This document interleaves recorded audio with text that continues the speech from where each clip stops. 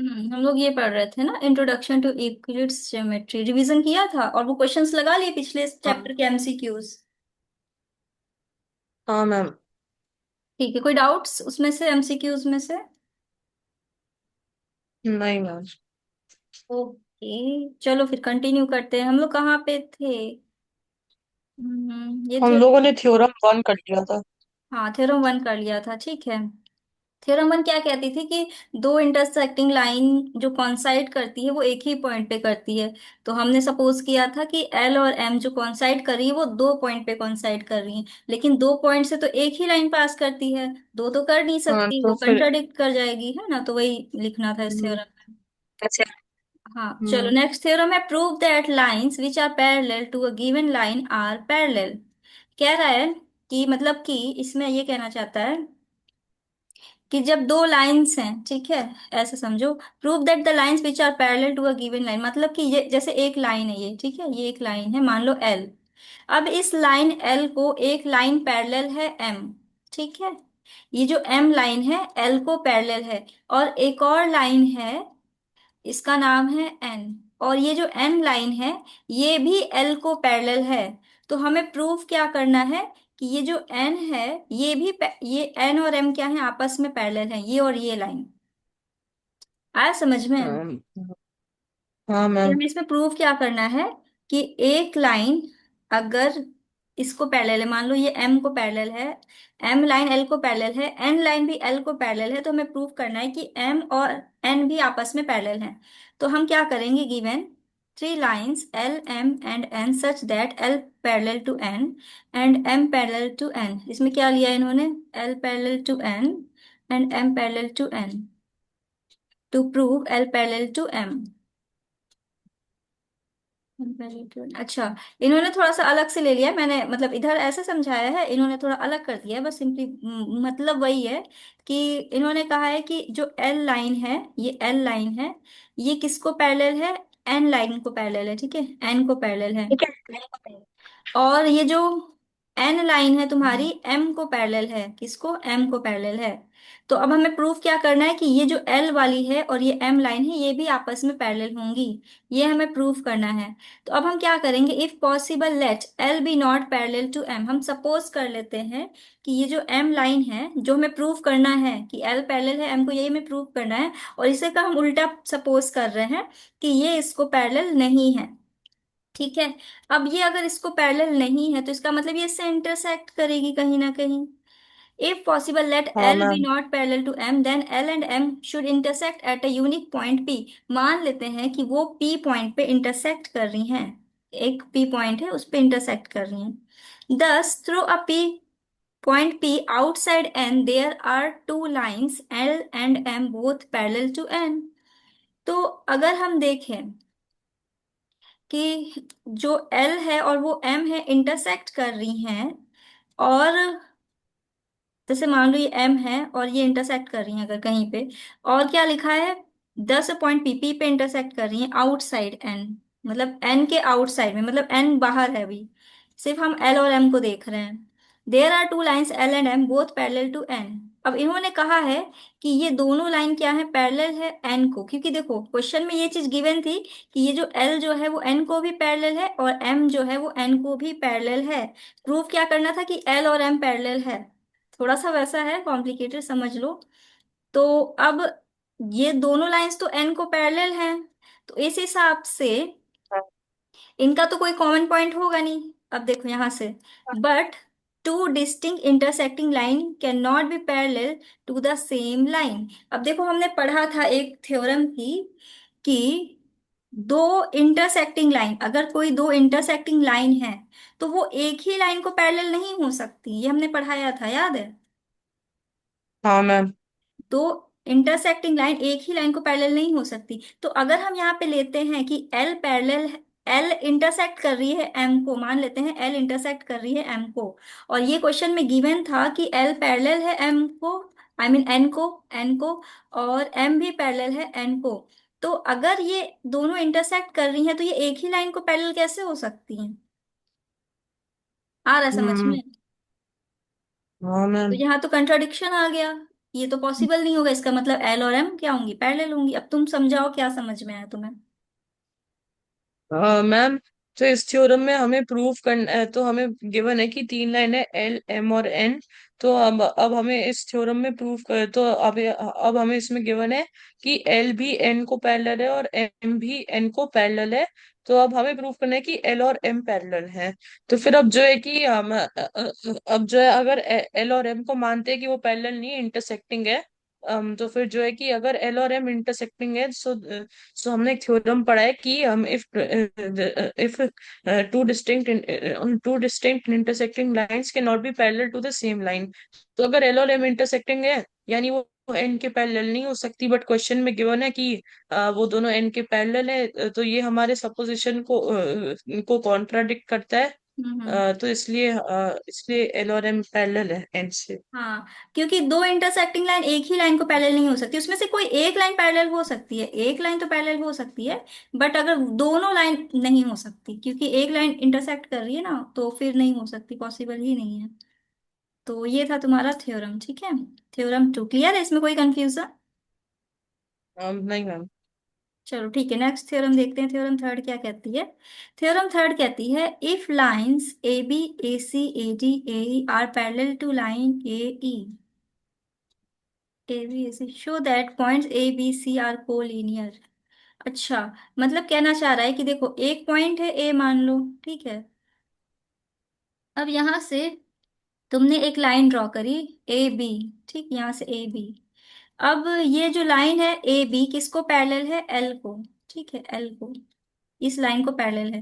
अब कह रहा है कि ए सी लाइन भी एल को पैरेलल है, ए सी। अब देखो, अगर हम इसी पॉइंट से कोई दूसरी लाइन अगर ड्रॉ कर लेते हैं ऐसे, दूसरी लाइन अगर हम ड्रॉ करते हैं ए सी, तो ये तो दो डिफरेंट लाइन हो गई, और फिर ये इंटरसेक्ट कर रही है इसी पॉइंट पे ए पे। तो फिर वही कंट्रडिक्शन आ जाएगा तुम्हारा, कि दो इंटरसेक्टिंग लाइन एक ही लाइन को पैरेलल कैसे हो सकती हैं। चलो इसका फिलहाल प्रूफ प्रूफ देखते हैं कैसा दिया है इन्होंने। तो हमें प्रूव ये करना था कि ये जो लाइंस होंगी वो क्या करेंगी, एक ही लाइन पे, आई मीन ये जो पॉइंट्स हैं तुम्हारे, सी, सी, डी और ई, यहाँ पे जो है सी और डी, ये सी, ये डी, मान लो ये डी, ये ई, एक ही लाइन पे लाई करेंगे, ये तुम्हें प्रूव करना है। तो गिवन क्या है, A B A C A D and A are lines, मतलब ये लाइंस हैं, और सारी की सारी किसको पैरेलल है, एल लाइन को, मतलब ए बी भी पैरेलल है एल को, ए सी भी पैरेलल है एल को, ए डी भी पैरेलल है एल को, और ए ई भी पैरेलल है एल को। नाउ इसका प्रूफ है, since A B A C A D and A E are all parallel to line and it follows that A is the point outside L. तो इससे तो हमें ये चीज पता चलती है कि जो ए पॉइंट है वो बाहर है एल के, through which lines AB, AC, AD and AE are drawn each parallel to E L।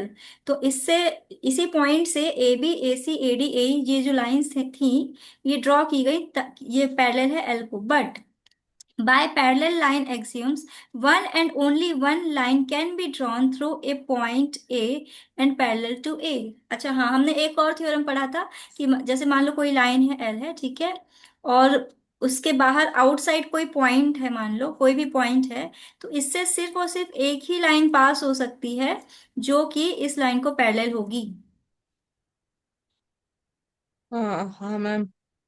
हाँ, तो फिर वही वाला थ्योरम इसमें लगाना है, by parallel line axiom, one and only one line can be drawn through a point, through a मतलब a क्या था, एक पॉइंट था, एंड पैरेलल टू एन जो कि पैरेलल है एल को। क्लियर हुआ? हाँ हाँ ma'am. This is possible only when A B C D E are all lie in the same line, hence A B C D are collinear. चलो explain करो क्या है समझ में। तो मैम, इसमें हमें प्रूफ करना है कि अगर कि कुछ लाइंस हमें दी हुई हैं, A B A C A D and A E, और ये हमें शो करना है कि ये एक लाइन एल से पैरेलल है। तो फिर अब जो है कि अब A B A C A D and A E they are all parallel to L, तो हमें इसको कोलिनियर प्रूफ करना है। तो फिर जो है अब इसका तो अब A B A C A D और ए ई सब एल को पैरेलल है, सो दिस मीन्स कि ए एल के बाहर का कोई पॉइंट है। अब जो है कि अब ये पैरेलल लाइन एक्सियोम कहता है कि एक पॉइंट से बस एक ही लाइन ऐसी हो सकती है जो एक लाइन से पैरेलल हो। तो हम्म। फिर इससे हमें प्रूव होता है कि A B A C A D और ए एक ही लाइन पे लाई करते हो और कोलिनियर है। ठीक है, क्लियर है। हाँ मैम। चलो फिर नेक्स्ट, अब यहाँ से तुम्हारे स्टार्ट हो जाते हैं एग्जाम्पल्स। तो हमें ये सारे एग्जाम्पल्स, कितने टोटल हैं एग्जाम्पल, 9 एग्जाम्पल्स हैं। फिर इसके बाद एक्सरसाइज है, फिर इसके बाद मल्टीपल चॉइस क्वेश्चन हो जाएगा, देखते हैं। चलो आज एग्जाम्पल ट्राई करते मैम हैं मेरी एक्सप्लेन बुक करने। में जो है, मेरी बुक में 10 एग्जाम्पल्स है। है एक एक्स्ट्रा है कौन सा देखना, हाँ। नहीं नहीं इसमें भी 10 ही है, 10 ही है, 10 ही है, देखो। अच्छा 10 ही है, हाँ हाँ। हम्म। इसके बाद कौन सा चैप्टर पढ़ना है, लाइंस एंड एंगल्स, इसके बाद कौन सा चैप्टर तुम्हारी किताब में, लाइंस एंड एंगल्स है शायद। हाँ मैम, लाइन्स एंड एंगल्स, हाँ। हाँ तो वो हाँ पढ़ना है ठीक है, इसके लाइन्स एंड। बाद। हाँ मैम।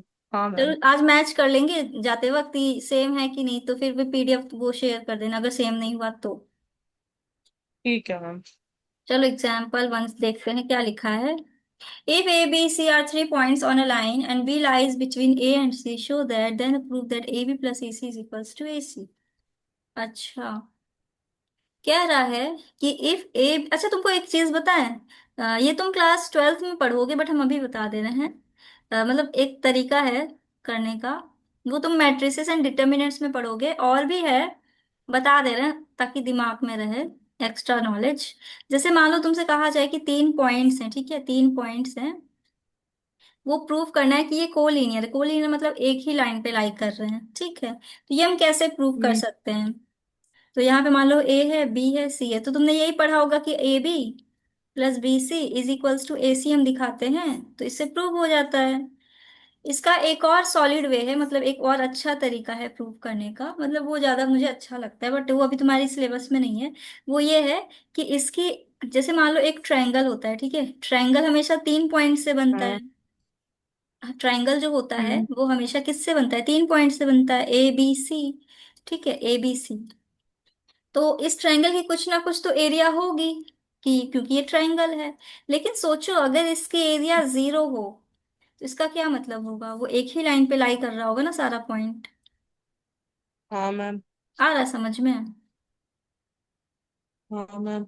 तो हम ऐसे ही प्रूव करते हैं कि अगर हमें मान लो इसके कोऑर्डिनेट्स दे रखे हैं, इसके कोऑर्डिनेट्स भी दे रखे हैं और इसके कोऑर्डिनेट्स भी दे रखे हैं, ठीक है, हमारे पास इन तीनों के कोऑर्डिनेट्स हैं, तो हम वो वाला मेथड लगा के, क्या बोलते हैं तुम्हारा, हाँ हीरोन्स फॉर्मूला लगा के तुम तुम्हारी एरिया निकाल सकते हैं।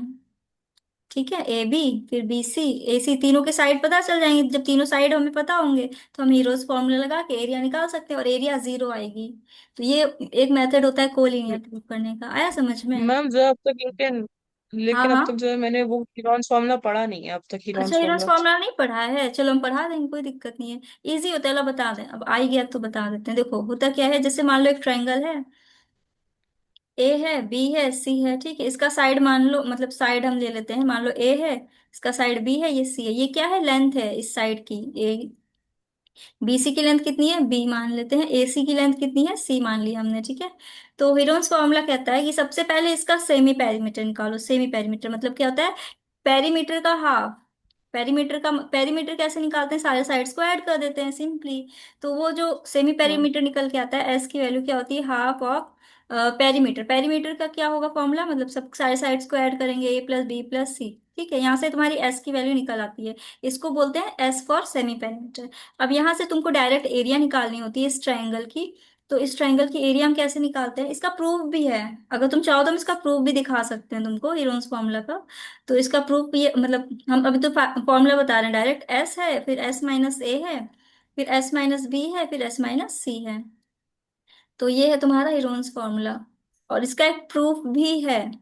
और अगर इसका प्रूफ भी समझना हो तो बताना, फिर समझा देंगे, इसमें कम से कम 20 मिनट्स जाएंगे, बड़ा लंबा प्रूफ है इसका। मैम, शायद से हीरॉन्स फॉर्मूला एक चैप्टर भी है। अच्छा है, इसी तुम्हारी किताब में है अभी। मैंने किसी तो किताब में देखा था 9th की, हाँ, जिसमें अगर हीरॉन्स, तुम्हारी किताब आर डी में शर्मा आया, ने शायद वैसे से मेरे लिखा हिसाब से जहां तक लग रहा है मुझे आना तो चाहिए, 9th में तो है ये, डेफिनेटली है। तो जैसे ही ये वाला चीज आएगा ना कॉन्सेप्ट, हम इसका प्रूफ तुम्हें समझा देंगे, ठीक है। कहाँ गया। है। ठीक है हाँ। हाँ तो इसका प्रूफ थोड़ा लंबा है, कम से कम 20 मिनट का है, वो बहुत लंबा प्रूफ है इसका, 2 पेज भर जाते हैं लिखते लिखते। तो वो हम करवा देंगे इसका प्रूफ, ठीक है। चलो अभी फिलहाल ये वाला समझ लेते हैं, अभी इसमें हीरोज फॉर्मूला की जरूरत नहीं है हमें।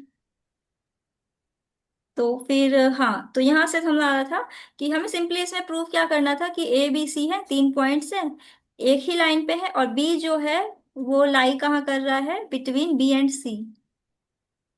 तो प्रूफ क्या करना है, A B plus B C is equals to A C. So हम क्या सिंपली लिख सकते हैं, it is clear from the given figure A C coincides with a base, A B coincides with A B plus B C. मतलब ये हुआ कि A B plus B C, A B plus B C, it is clear from the given figure, मतलब अगर हम figure को देखें। वो जब हम्म। वो बाय ये, कोइंसाइड कर रही है इसी से। हाँ हाँ, by Euclid's axiom 4 we know that the things that coincide with one another are equal to one another। तो हम कह सकते हैं A B plus B C is equals to A C हो जाएगा। आया समझ में? हाँ। मतलब कहना चाह रहा है हाँ कि मैम। जैसे कोई एक चीज है, ठीक है, और ये इक्वल है इसके, नहीं इक्वल नहीं है, we know the thing that coincide one another are equal to one another। Ma'am मुझे ए बी और ए सी जो A B plus B C अगर हम लोग ऐड करें तो वो जो ए सी लाइन है उसके उससे कोइंसाइड कर रही है। तो हम्म। वही एक्सियोम से एक्सियोम में लिखा है कि वो दोनों इक्वल होते हैं, तो A B plus B C equal हो गई ए सी के। हाँ exactly, A B C are 3 points on a line, line and B lies between A and C. A and, अच्छा ए और सी के बिटवीन है, मतलब बीच में होगा ये, पर एग्जैक्टली बिटवीन है या फिर कहीं भी हो सकता है शायद। Then prove that A B plus B C is equals to A सी।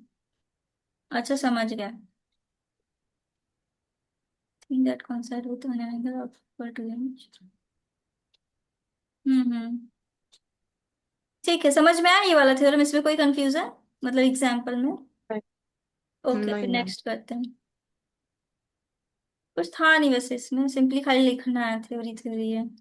इसके बाद नेक्स्ट एग्जाम्पल 2, इसमें लिखा है if a point C lies between 2 points A and B such that AC is equals to BC। अच्छा, ये given है कि AC equal है BC को, और ये जो C पॉइंट है ये बीच में लाई कर रहा है इनके। Then prove that AC is equals to half of AB। अच्छा, प्रूव करना है AC और हाफ ऑफ, ये तो इजी है, देखो हम लोग ऐसे कर सकते हैं ना। देखो AC इक्वल है किसके, BC के, ठीक है, और AC इक्वल हो जाएगा CB के। और फिर इसके बाद हम इन दोनों इक्वेशंस को ऐड कर देंगे, तो हो जाएगा AC plus A C is equals to B C plus C B. तो यहां से आ जाएगा twice of A C is equals to B C plus C B, एक minute, B C plus C B. Ma'am जो इसका ये मतलब हुआ ना कि सी तो जो है बिटवीन में लाई करते हैं, तो वो ए सी प्लस ए बी तो मतलब बी सी तो इक्वल ही हो गया, तो फिर हम्म। ए सी प्लस ए सी तो वो ए सी ले लिया दोनों को, तो फिर ए हाँ सी प्लस सी भी ए सी प्लस ए हाँ सी हाँ से हाँ, अरे इक्वल हो। देखो कुछ नहीं करना, देखो यहाँ पे बीसी लिखा है ना, बीसी की जगह पे तुम ये ले लो ना, बीसी की जगह पे, देखो बीसी इक्वल है एसी को, तो अब बीसी की जगह पे एसी ले लो, एसी प्लस सीबी। अब एसी प्लस सीबी क्या है तुम्हारा, ए बी तो है, एसी प्लस सीबी। तो यहाँ हाँ। से आ गया 2AC is equals to A B. तो ये हो गया AC is equals to half of A B. आया समझ में? हाँ मैम। देखो नहीं आया तो हम फिर से बता दे रहे हैं, देखो AC इक्वल है BC को, AC इक्वल है BC को, ये गिवन था क्वेश्चन में ना, AC इक्वल है BC को, और क्या इक्वल है, AC इक्वल है CB। इसके कोई सेंस नहीं था वैसे, इसकी जरूरत थी नहीं, चलो ठीक है, फिर भी ट्वाइस करना था ना, मैं इक्वेशन ट्वाइस करनी थी इसलिए, तो इन दोनों को ऐड कर दिया इन्होंने। फिर AC प्लस AC इधर हो गया, इधर वाला LHS, मतलब इस साइड का हमने ऐड कर दिया LHS का, AC प्लस AC, और फिर RHS का ऐड कर दिया BC प्लस CB। अब हमने क्या किया, BC की जगह पे AC रख दिया, BC की जगह पे AC रख दिया, क्योंकि ये तो गिवन था क्वेश्चन में, ये तो गिवन था ना हमें, AC इक्वल्स टू BC।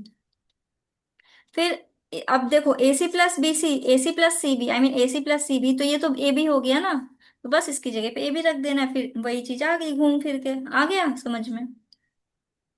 हाँ मैम। कोई कंफ्यूजन? नहीं मैम। पक्का देख लेना। हाँ मैम, कोई कंफ्यूजन नहीं है। ठीक है, चलो फिर आगे बढ़ते हैं एग्जाम्पल थर्ड में। Halves of equals are equal, अरे हाँ एक और चीज है इसमें, देखो halves of equals are equal, halves of equal are equal, मतलब किसी एक ही इक्वल चीज का अगर हम हाफ लेते हैं, जैसे मान लो लिखा टू, तो टू का हमने हाफ ले लिया और इसका भी हाफ ले लिया, तो हाफ और हाफ तो इक्वल होंगे ना। Halves of equals are equal, मतलब एक इसी का हाफ हाफ ले रहे हैं तो वो आपस में इक्वल होता है। हाँ। वो घुमा फिरा के वही चीजें रिपीट होंगी। फिर हम्म। एग्जाम्पल थर्ड देखो, ये भी सेम सेम सा लग रहा है। In the given figure if A C is equals to B D, मतलब ए सी इक्वल है किसके, बी डी को, ठीक है। Then prove that A B is equals to C D. देखो इजी है, ऐसे करो। वो वाला एक्सियम लग जाएगा, रिमाइंडर वाला तुम्हारा नहीं पता है थे कि जैसे मान लो टू इक्वल टू टू है, अब दोनों में से तुमने वन वन माइनस कर दिया, तो जो रिमाइंडर है वो भी तो इक्वल होगा। हाँ। इसमें वही लगना है खाली। हाँ। देखो ए सी इक्वल्स टू किसको है, बी डी को, ठीक है, बी डी को। हम्म। अब ए सी में माइनस कर दो कितना, बीसी माइनस कर दो, और बीडी में भी तुम माइनस कर दो बीसी, तो एसी माइनस बीसी कितना होगा, AC minus BC A B होगा। और बीडी माइनस बीसी कितना होगा, बीसी, बीडी माइनस बीसी कितना होगा, सीडी होगा ना। ये इक्वल हो गया, आया हाँ। समझ में। इसमें वो वाला एक हाँ मैम। थ्योरम लग जाएगा, we know that if equals be subtracted from equal then the remainders are equal, मतलब कोई इक्वल में इक्वल चीज हम्म। सब्ट्रैक्ट कर रहे हैं तो जो रिमाइंडर आ रहा है वो भी इक्वल है। क्लियर है। हाँ मैम। ओके, चलो फिर इसके बाद आती है तुम्हारी एग्जाम्पल फोर। एग्जाम्पल फोर में लिखा है सॉल्व द इक्वेशन, हाँ हाँ ये तो बहुत इजी है। ये माइनस फाइव इधर आके प्लस हो जाएगा, और कुछ था ही नहीं इसमें। क्या लिखा है इसमें, थ्योरम कौन सी यूज की है, we know that if equals be hmm. Added to the equal then the wholes are equal. मतलब कहना है X minus five equals to fifteen है, दोनों साइड तुमने फाइव फाइव ऐड कर दिया, इधर तो ये कैंसिल होके एक्स हो गया और इधर बच गया कितना, 20। आया समझ में। हाँ जी। हाँ मैम। बच्चों वाला था ये तो, चलो आगे बढ़ते हैं, इजी हो रहा है बहुत ना। एग्जाम्पल हम्म। फाइव देखते हैं, ये इसमें क्या दिया है इन्होंने। एग्जाम्पल फाइव में इन्होंने लिखा है prove that an equilateral triangle can be constructed on any given line segment. कहना चाहता है कि तुमको कोई एक लाइन सेगमेंट अगर दे दी जाए, तो तुम उससे इक्विलेटरल ट्राइंगल तो इजीली बना सकते हो ना, क्योंकि बाकी की दो हम्म। लाइन तो हमें पता ही नहीं, लेकिन हम इसको नाप के इसको नापेंगे, और एंगल्स तो हमें पता ही है इक्विलेटरल के 60 डिग्री होते हैं, तो तुम सिंपली यहाँ से 60 डिग्री कंस्ट्रक्ट करोगे। जैसे मान लो ये 4 सेंटीमीटर है, तो तुमने 60 डिग्री यहाँ पे किया, 60 डिग्री पे ये 4 सेंटीमीटर है, और इधर भी 60 मीटर से 60 डिग्री से 4 सेंटीमीटर कट कर दिया, हो गया तुम्हारा इक्विलेटरल ट्रायंगल। कुछ समझ में आया ये वाला। मैम इसका लेकिन मतलब क्या हुआ कि proof that equal equilateral triangle can be constructed on any given line segment? इसका मतलब ये हुआ कि तुमको कोई भी लाइन सेगमेंट हमने दे दी, ठीक है, कोई भी, ऐसे समझो, तुमको हमने कोई भी लेंथ की लाइन सेगमेंट दे दी, जैसे मान लो तुमको हमने दे दी 5 सेंटीमीटर की एक लाइन सेगमेंट हमें दे दी। अब तुमसे कहें कि तुम्हारे पास सिर्फ एक ये लाइन सेगमेंट है, क्या तुम इसको यूज करके इक्विलेटरल ट्रायंगल बना सकते हो। तुम बना सकते हो ना, मतलब इसी को कॉपी करोगे बेसिकली, मतलब इस 5 सेंटीमीटर तुम्हें पता है ये लाइन सेगमेंट है, तो अब तुम यहाँ पे क्या करोगे, 60 डिग्री कंस्ट्रक्ट करना आता है देखो। या तो तुम प्रोटेक्टर यूज कर लेना, या तो तुमको वो कंपास यूज कर लेना। आता है करना कंपास वाला। मैम प्रोटेक्टर आता है, कंपास नहीं है। चलो फिर कंस्ट्रक्शन वाला एक चैप्टर आएगा तुम्हारी क्लास में, अगर हुआ तो हम फिर बता देंगे उससे कैसे करते हैं कंपास से। तो ये हो गया तुम्हारा 60 डिग्री, ठीक है। अब ये 60 डिग्री आ गया, अब इसमें से क्या करना है तुम्हें, 5 सेंटीमीटर स्केल से नापना है, ऐसे 5 सेंटीमीटर, और उस पे मार्क कर देना है 5 सेंटीमीटर पे, ऐसे कितना हो रहा है, एक, दो, तीन, चार, पाँच। ठीक है, हमने तो ऐसे अंदाजन लिया था नीचे, तो तुमको इसको नाप के हमने ऐसे कट कर लिया, ठीक है, देखो यहाँ से हमने कट कर लिया, तो ये यहाँ पे जो पॉइंट आया है, अब इसी पॉइंट को इसको ज्वाइन कर दो, देखो तुम्हारा इक्विलेटरल ट्रायंगल आ जाएगा। आया समझ में। हाँ मैम। मैम पर ये जो 60 डिग्री वाली लाइन अच्छा अच्छा ठीक है, आ गया आ गया। आ गया। हाँ। हाँ, तो अब इसमें क्या कहना चाह रहा है, इसमें कहना चाह रहा है कि let A B a line segment of the given line, given length. इन्होंने क्या किया है कि ए बी, वो जो लाइन सेगमेंट है वो ए बी को सपोज किया है, with A as a center, A को इन्होंने सेंटर माना है, and A B the radius, A B को रेडियस माना है, and draw a circle, with B as a center, B as a center and B A as a radius. अच्छा, समझ गए। देन तो other circle, cutting the first circle, C join AC and BC from triangle BC. AB equals to AC. We know that the things which are equal to the same thing are equal to one another. अच्छा, अच्छा, इन्होंने दूसरा method use किया है, इन्होंने angle वाला method use नहीं किया है। तुम ये मेथड भी यूज कर सकते हो, दोनों सही है तुम्हारा। देखो ये वाला मेथड क्या है कि ऐसे समझो, जैसे मान लो, ऐसे समझो, देखो एक हमने लाइन सेगमेंट ले ली, ठीक है, कोई भी रैंडम सी लाइन सेगमेंट ले ली हमने, मान लो ये ए बी है, ए बी, ए बी कोई भी लेंथ की लाइन सेगमेंट हमने ले ली, लेंथ हमने नहीं सपोज करी, कुछ भी ले लो। अब क्या करना है तुमको, ए बी को, ए बी को रेडियस मानना है, ए को सेंटर मानना है, ठीक है, ए को सेंटर मतलब तुम्हें अपना जो कंपास है ना, कंपास, कंपास की जो निडल है वो इस पे रखनी है, और बी के पास पेंसिल लेके जानी है, मतलब उसको मेजर करना है, ऐसे रेडियस सपोज करते हैं, फिर वो ऐसे सर्किल ड्रॉ करना है, यहाँ पे कट आएगा तुम्हारा, ठीक है, ऐसे।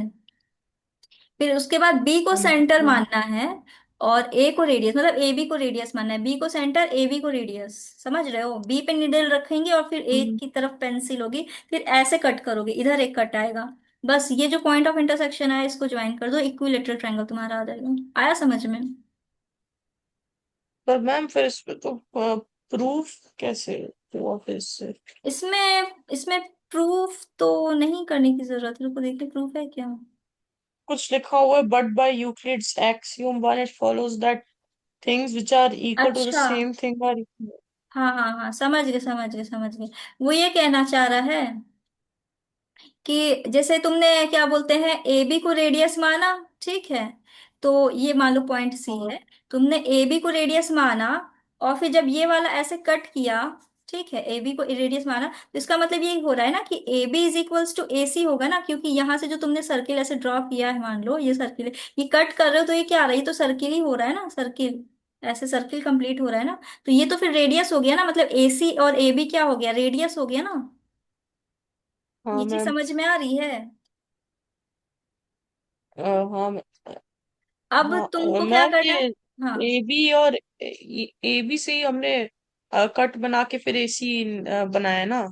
हाँ, मतलब ए बी को रेडियस माना है तुमने, ए बी को रेडियस माना है, फिर ऐसे कट किया हाँ। है, तो वो जो ए सी आ रहा है वो भी तो सेम रेडियस पे आ रहा है, इसका मतलब ए बी और ए सी हाँ। तो इक्वल हो रहा है ना तुम्हारा, दोनों ही सेम रेडियस पे हम्म। है, दोनों ही सेम रेडियस पे, जो भी लेंथ होगी इसकी, मान लो आर लेंथ है। अब उसके बाद तुमने क्या करना है, बी को, बी पे वो रखना है, सेंटर रखना है, और ए बी को रेडियस मानते फिर ऐसे कट करोगे, तो इसका मतलब ये हुआ कि अब ए बी जो है वो किसके इक्वल है, बी सी के इक्वल है, और दोनों मान लो बी, ए बी तो आर को इक्वल, तो इसका मतलब बी सी भी आर को इक्वल होगा। अब इसका मतलब ये हुआ कि हाँ अब देखो ए बी इक्वल है ए सी को, और ए बी इक्वल है बी सी को, तो इसका मतलब ए सी इक्वल होगा बी सी को। हाँ अरे वो मैम। जो नहीं बताए थे, ए इक्वल टू बी है और बी इक्वल टू सी है, तो इसका मतलब ए इक्वल टू सी होगा ना। हाँ हाँ वही हाँ। वाला थ्योरम इसमें लगाया इन्होंने। आया समझ में? हाँ मैम। चलो करो एक्सप्लेन, क्या आया समझ में? तो मैम इसमें जो है, इसमें हमें प्रूफ करना है कि एक विकिड इक्विलैटरल ट्रायंगल एक लाइन सेगमेंट से बनाया जा सकता है। तो फिर जो है, अब हम लोग एक ए बी लाइन सेगमेंट ले लेते हैं, एक आर लेंथ का मान लेते हैं हम लोग उसकी लेंथ। अब फिर हम लोग पहले ए बी को रेडियस लेंगे, फिर एक कट बनाएंगे, फिर दूसरी तरफ से एक और कट बनाएंगे। फिर जो है, फिर उसके बाद हम लोग दो लाइन सेगमेंट्स वहां से निकाल देंगे इक्वल इक्वल लेंथ के। तो फिर जो है, अब एक पॉइंट जो हमारा दूसरा वाला पॉइंट है, उसको हम लोग सी लेबल कर देंगे। तो अब A B is equal to A C हमारा एक तरफ से आएगा, और एक तरफ से हमारा A B is equal to B C आएगा। अब यूक्लिड का जो एक्सियोम वन है उसके अकॉर्डिंग, कि if two things are equal to the same thing then they are equal to each other. तो अब A B is equal to A C, और A B is also equal to B C. तो फिर A C is equal to B C B, तो फिर A hmm C is equal to B C, तो फिर इसलिए वो triangle equilateral हो गया। आया समझ में? हाँ मैम। ये कंपास से समझाते तो और अच्छे से क्लियर होता नहीं, कंपास इसमें चलते ही नहीं है मेरा इस पे। ओके चलो नेक्स्ट एग्जांपल 6 है, इन द गिवन फिगर, ये जो गिवन फिगर है, C is the mid point of A B, मतलब ए बी का मिड पॉइंट सी है, और D is the mid point of hmm. X Y का मिड पॉइंट हमारा डी है, ठीक है। अब क्या रहा है, A C equals to X D. अच्छा, ए सी और एक्स डी इक्वल दे दिया है। Using an Euclid's axiom prove that A B is equals to X Y. अच्छा, प्रूव करना है। देखो, अब हम्म। तुम्हें क्या क्या गिवन है। गिवन है हमें कि ए सी किसके इक्वल है, एक्स डी के इक्वल है, ठीक है, एक्स डी के इक्वल है। और सी मिड पॉइंट है, सी किसका है, मिड पॉइंट है किसका, ए बी का। ए बी का मिड पॉइंट है। अच्छा देखो, ए बी का अगर सी मिड पॉइंट है तो हम कह सकते हैं ना कि ए सी इक्वल होगा बी सी के, राइट। हाँ। होगा ना, क्योंकि सी मिड पॉइंट है। हम्म। और डी इसका मिड पॉइंट है एक्स वाई का, इस वाली लेंथ का। तो हम कह सकते हैं हम्म। यहाँ से कि एक्स डी जो है वो इसके इक्वल होगा, किसके, वाई डी के, है ना, वाई डी के इक्वल होगा। हाँ मैम। अब हमें प्रूव क्या करना था कि ए बी इक्वल है किसके, एक्स वाई के। ए सी बी सी, ए सी और बी सी, ठीक है।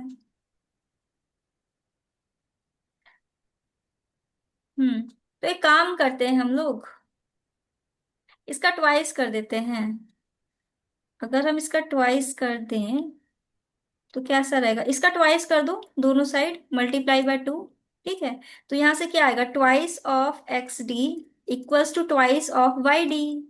अब twice of X D, hmm. इसका मतलब ये होगा X D plus X D, ऐसे X D plus X D, और इधर हो जाएगा Y D plus Y D.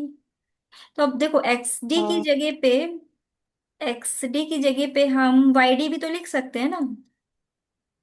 हाँ। इधर एक्स डी रहने दो, और इधर वाई डी है ना, नहीं इधर क्या है, वाई डी है। तो वाई डी की जगह पे हम एक्स डी लिख सकते हैं। अरे देखो, कुछ नहीं करना तुम्हें, खाली इधर उधर करना पड़ेगा। रुको, हम थोड़ा और इजी मेथड बताते हैं तुम्हें, एक सेकंड उस पे समझाते हैं। इस पे अट नहीं रहा है, एक मिनट।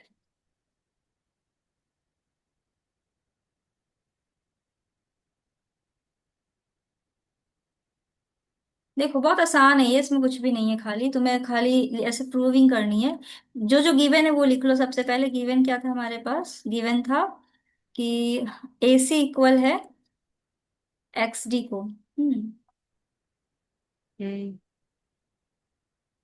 ठीक है, इसी को ट्वाइस कर दो तुम, है ना, इसी को ट्वाइस करो। तो twice of A C is equal to हो जाएगा ट्वाइस ऑफ एक्स डी, ठीक। अब हाँ। अब क्या करेंगे हम, इसको ऐसे लिखो, ए सी प्लस ए सी, ठीक है। और इसको ऐसे लिखो, x D plus X D, ठीक है। अब हम्म। क्वेश्चन में गिवन है कि सी मिड पॉइंट था, तो इसका मतलब ये हुआ कि ए सी प्लस, इस ए सी की जगह पे हम बी सी भी तो लिख सकते हैं ना, क्योंकि ए सी इक्वल है बी सी को। ए सी तो इक्वल है बी सी को। हम्म। और क्या है, C mid point, C is the mid point था ना, मिड पॉइंट, मिड पॉइंट था, ठीक है। और इक्वल टू हो जाएगा, अब एक्स डी है, एक्स डी है, एक्स डी को ऐसे ही रहने दो। इस एक्स डी की जगह पे तुम लिख दो डी वाई, क्योंकि एक्स डी इक्वल है डी वाई को। और डी क्या था, मिड पॉइंट था, डी इज द मिड हाँ। पॉइंट, हम्म। ठीक है। अब देखो, ए सी प्लस बी सी क्या बन गया तुम्हारा, ए सी प्लस बी सी बन गया तुम्हारा ए बी। और एक्स हाँ। डी प्लस बन गया डी वाई, क्या बन गया, एक्स वाई। यही हमें प्रूव करना था। हाँ। आया समझ में। मैम यहाँ पे जो है ये बुक में तो जो है पहले 2ac is equal to 2xd करा है, फिर उसके बाद जो है फिर उसके बाद कुछ बाय यूक्लिड्स एक्सियम 7 हाँ, बी इसमें इक्वल टू इन्होंने X Y. Euclid's axioms use किए हैं। तो तो ये तो सीजन, हमें यूक्लिड का एक्सियम ही प्रूव करके मतलब लेके करना है ना, लिखा हुआ है क्वेश्चन में। हम्म, लग तो रहा है यही करना पड़ेगा। A B is equals to two I C C, A B is equals to twice A C is the mid point of A B, ठीक है। And X is equals to twice of H J mid point, ठीक है। No given था, ठीक है, twice of by. Axiom six क्या था तुम्हारा, यूक्लिड्स का एक्सियम सिक्स बताना जरा। Ma'am things which are double of the same thing equal to equal. One another. हाँ देखो ये वाली लगा दी, इसका मतलब देखो जब हम यहाँ पे ये जो ट्वाइस कर रहे हैं ना, तो अगर हम किसी चीज का डबल कर रहे हैं तो वो आपस में इक्वल होगा, तो इसका मतलब वही लिखना है तुम्हें।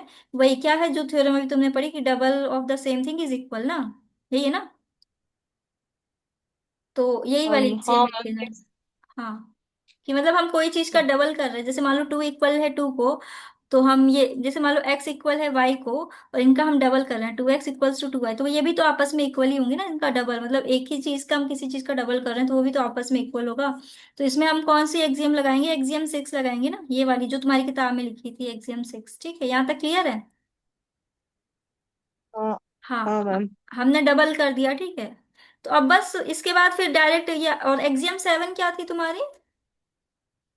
एक्सियोम सेवन था कि things which are halves of the same thing are equal to one another.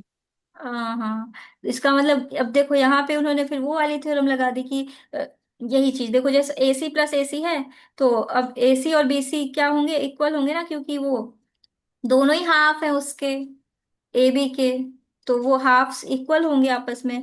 और वो तो मिड हाँ। पॉइंट भी था, तो तुम यहाँ से एक्सजेम सेवन लगा सकते हो। क्लियर है, कोई कंफ्यूजन। नहीं मैम। मैम ये वैसे हमने two A C is equal to two X D हमने ले लिया। अब इसके आगे फिर हमने two A C is equal to two X D के आगे हमें क्या स्टेप करने होंगे कि हम लोग ये तो हम लोग ये जो इसके आगे हम लोग क्या स्टेप करने होंगे हमें कि A B is equal to X Y आए। मेरे हिसाब से तो तुम ये कर सकते हो डायरेक्ट, इस एक्सजेम सेवन की जरूरत नहीं है, तुम डायरेक्ट ये लिख सकते हो। देखो टू ए सी था, तो तुम इसको ए सी प्लस ए सी लिख सकते हो बिना किसी उसके एक्सियम के। और टू हम्म। एक्स डी था, x D plus X D लिख सकते हो बिना किसी एक्सियम के, ठीक है। उसके बाद तुम ए सी की हाँ जगह पे बी सी लिख सकते हो, क्योंकि ए सी इक्वल हो जाएगा बी सी के, क्योंकि सी तो मिड पॉइंट था। ठीक है। हाँ और इसके बाद X D plus D Y लिख सकते हो, क्योंकि एक्स डी इक्वल है डी वाई के, क्योंकि डी तो मिड पॉइंट था उसका, एक्स वाई का, है ना। तो फिर यहाँ से डायरेक्ट तुम लिख सकते हो बस, इसमें तुम बस और मैम खाली जो एक ये एल्सियम एक्सियम लगा लेना। सेवन हाँ, सेवन की ये जो जरूरत ये है नहीं। एक्सियम सेवन कहते हम्म। हैं नहीं मैम पर अगर बोले एक्सियम से प्रूव करना है उस हिसाब से फिर जो लिखा हुआ है things which are halves of the same thing are equal to one another. Ma'am ये हम लोग ये कैसे अप्लाई कर रहे हैं इस क्वेश्चन में। अरे देखो, कह रहा है कि ए